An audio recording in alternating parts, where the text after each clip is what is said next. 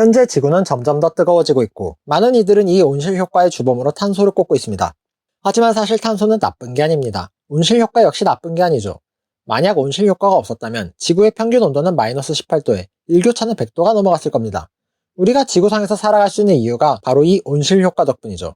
뿐만 아니라 많은 생물들이 살아가는 생태계의 터전이 되어주는 숲 역시 이산화탄소를 필요로 합니다. 물론 우리가 먹는 모든 음식 역시 이산화탄소가 절대적으로 필요하죠.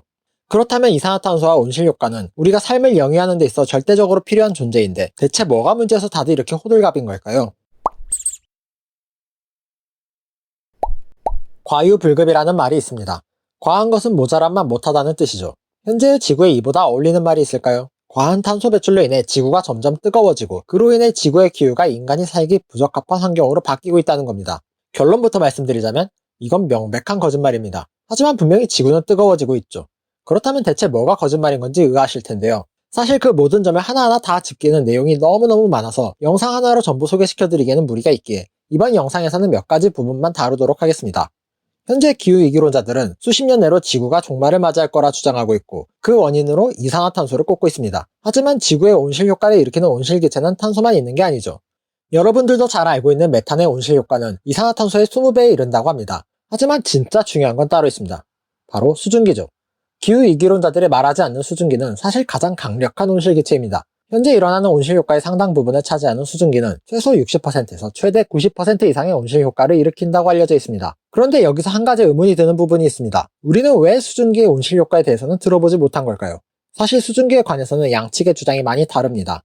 온실효과를 일으키는 온실기체라는 점 자체는 누구도 부정하지 않고 가장 많은 온실효과를 일으키는 요인이라는 점 역시도 부정하지는 않지만 위기론자들은 수증기는 대기 중에 오래 잔류하지 않기 때문에 중요하지 않은 인자라 주장하고 있고 반면에 회의론자들은 수증기의 역할이 매우 크기 때문에 이산화탄소의 영향력은 위기론자들의 주장만큼 크지 않다고 주장하고 있죠.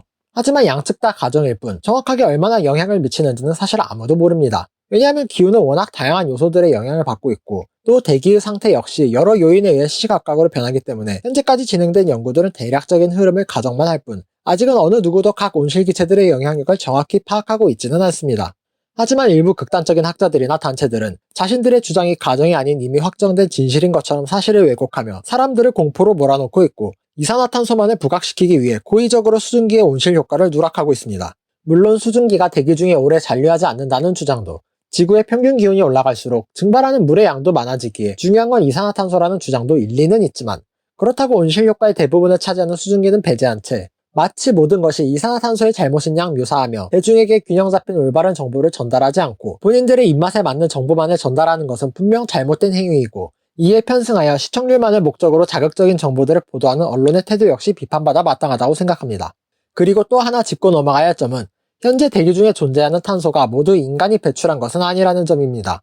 한 해 배출량 중 자연에서 배출된 양과 인간이 배출한 양이 어느 정도인가에 대해서는 학자마다 의견이 분분한 상황이지만 극단적인 종말론자들은 여기서도 자신들에게 유리한 정보만을 취사 선택하여 대중으로 하여금 마치 모든 탄소를 인간이 배출하고 있으며 그렇게 현재 일어나는 모든 문제는 인간들 탓인 것처럼 묘사해 사람들에게 죄책감을 안겨주고 있습니다.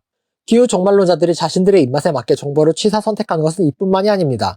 여기 이 그래프는 지난 1000년간의 기온 변화를 나타내는 그래프입니다. 그래프의 앞부분을 보시면 현재보다 기온이 높은 시기가 있었음을 알 수 있죠. 바로 중세온난기입니다. 한때 학계를 떠들썩하게 했고 현재도 회의론자들에 의해 자주 애용되는 이 중세온난기 온도변화 그래프는 진위 여부에 대해 여러 말들이 있었지만 결국 전 지구의 온도 변화가 아닌 유럽의 온도 변화만을 나타내는 그래프라는 점이 밝혀지자 위기론자들은 이 점을 물고 들어주며 회의론자들을 공격했죠. 하지만 여기서도 이들의 이율 배반적인 태도가 드러납니다. 다음 그래프 역시 기후학계에서는 아주 유명한 그래프죠. 바로 마이클 만 박사의 소위 하키스틱 그래프라 불리는 기후변화 그래프입니다. 이 그래프에 관해서는 여러 가지 논란이 있지만 그걸 다 이야기하기엔 내용만 지루해지니 딱 한 가지만 이야기하도록 하겠습니다. 만 박사의 이 하키스틱 그래프는 캘리포니아에 있는 나무들의 나이테를 기반으로 만들어진 데이터라는 점이죠. 네, 오직 캘리포니아 한 지역에서만 얻은 데이터라는 겁니다.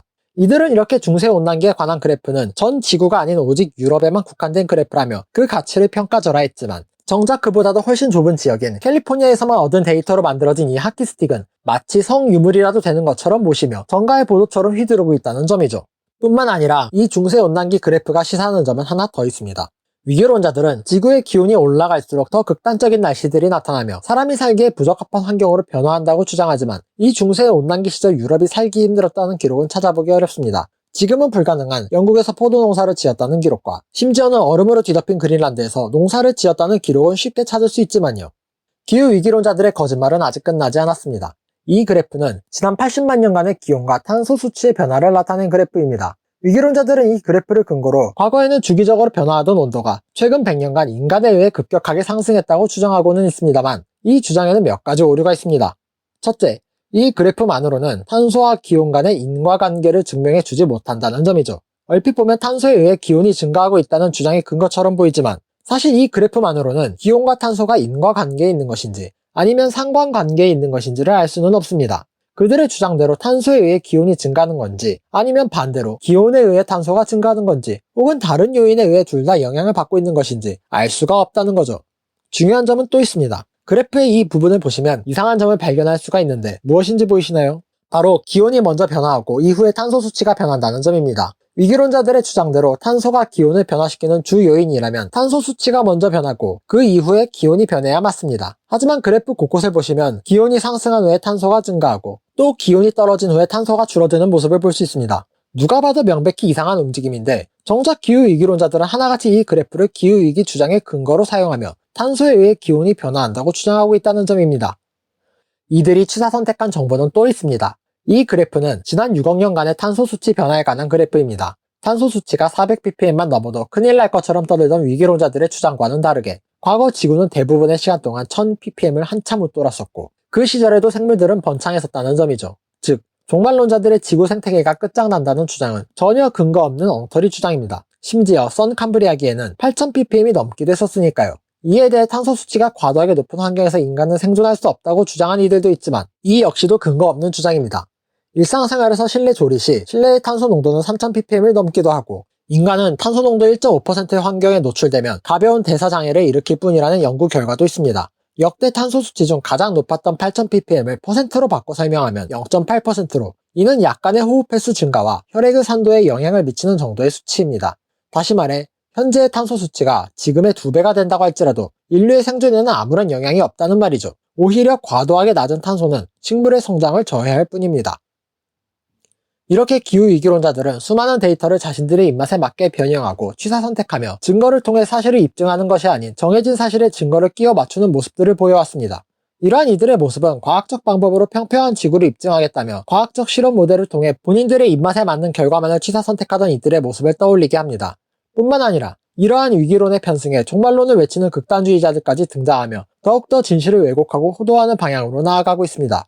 이러한 모습들을 보고 있으면 우리가 어렸을 때 들은 이솝우화에 실린 양치기 소년에 관한 이야기를 떠오르게 합니다. 정말로 사람들에게 신뢰를 얻고 진실을 알리고 싶다면 기후위기를 부정하는 이들의 주장에 반박하는 노력의 절반만큼이라도 거짓된 공포로 선동하는 이들을 향해 반박하고 사실을 바로잡는 모습을 보였어야 하지 않을까요? 기후 종말론자들의 의견에 동조하거나 혹은 거리를 두는 학자들의 모습은 종종 볼 수 있지만 반박하는 이들의 모습을 볼 수 없는 건 어째서일까요?